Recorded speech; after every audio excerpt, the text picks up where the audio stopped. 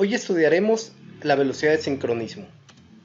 Se conoce como velocidad síncrona o sincrónica a la velocidad del campo magnético rotatorio dentro del estator de las máquinas eléctricas rotatorias. El tema que estamos viendo no solo aplica para motores, sino también para generadores. Esta velocidad depende de la frecuencia eléctrica y el número de polos de la máquina, o sea, cómo se van a la máquina. Pueden ser 2 polos, 4 polos, 6 polos, etc.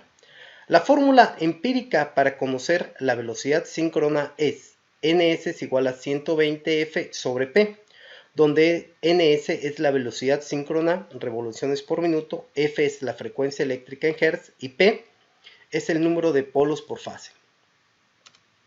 ¿Cuál va a ser la metodología para la solución de los ejercicios? El primer paso es observar los datos que se nos brindan y las incógnitas. De acuerdo a la incógnita que se nos solicite, debemos despejar la fórmula y finalmente sustituir los datos que previamente ya identificamos. Vamos con el primer ejercicio. ¿Cuál es la velocidad síncrona de un motor de 2 polos que funciona a una frecuencia de 60 Hz? Aquí identificamos lo que es la frecuencia eléctrica, que es de 60 Hz. Y identificamos el número de polos. Entonces, lo que se nos está pidiendo es la velocidad síncrona. Por lo tanto, la fórmula no necesitamos cambiarla y únicamente sustituir valores. Tenemos 120 por la frecuencia eléctrica de 60 Hz sobre el número de polos, que en este caso son 2. Y la solución es 3600 RPM. Una máquina eléctrica, un motor, su número mínimo de polos que puede tener es 2. Por lo tanto, sin un variador de frecuencia, la máxima velocidad que puede tener un motor es 3600 RPM.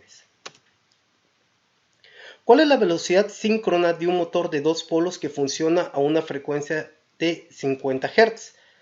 Aquí identificamos nuevamente, tenemos como dato el número de polos, tenemos la frecuencia y se nos pide la velocidad síncrona. Por lo tanto, esta es la fórmula que utilizaremos. Sustituimos valores, frecuencia eléctrica 50 Hz, número de polos 2 y tenemos 3000 RPM. Esta es la velocidad máxima a la que puede girar un motor cuando está conectado a una fuente de 50 Hz. Recordemos que 2 es el mínimo número de polos que puede tener un motor.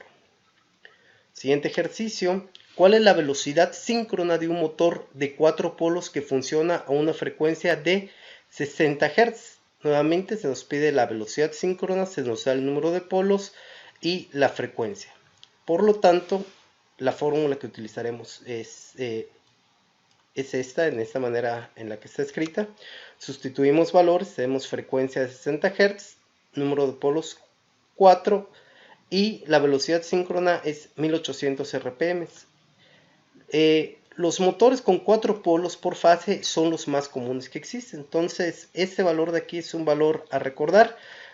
La frecuencia, ya sabemos que en México es 60 Hz. Entonces, este es la velocidad más típica que se va a tener, 1800 RPM. Y la máxima, 3600, como ya vimos en los ejercicios anteriores. Siguiente ejercicio. ¿Cuál es el número de polos que debe tener un motor para que su velocidad síncrona sea 900 RPM si se conectara a una fuente de 60 Hz? Ahora los datos dados son velocidad y frecuencia y se nos pide número de polos.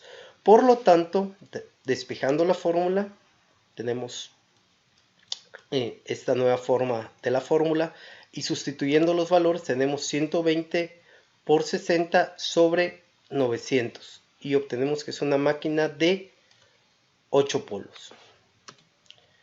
Finalmente, un motor de 4 polos se requiere que tenga una velocidad síncrona de 1200 RPM. ¿Qué frecuencia eléctrica debe entregar el variador de frecuencia, comúnmente conocido como drive, que sirve para variar la frecuencia, variar la velocidad del motor, ¿no? El drive o variador de frecuencia es un variador de velocidad que internamente lo que hace es variar la frecuencia eléctrica. Muy bien, tenemos como datos el número de polos y la velocidad y se nos pide la frecuencia. Despejamos la fórmula y sustituimos los valores. Tenemos número de polos igual a 4, tenemos la velocidad 1200 y la frecuencia que debe entregar el variador para obtener esa velocidad síncrona es 40 Hz.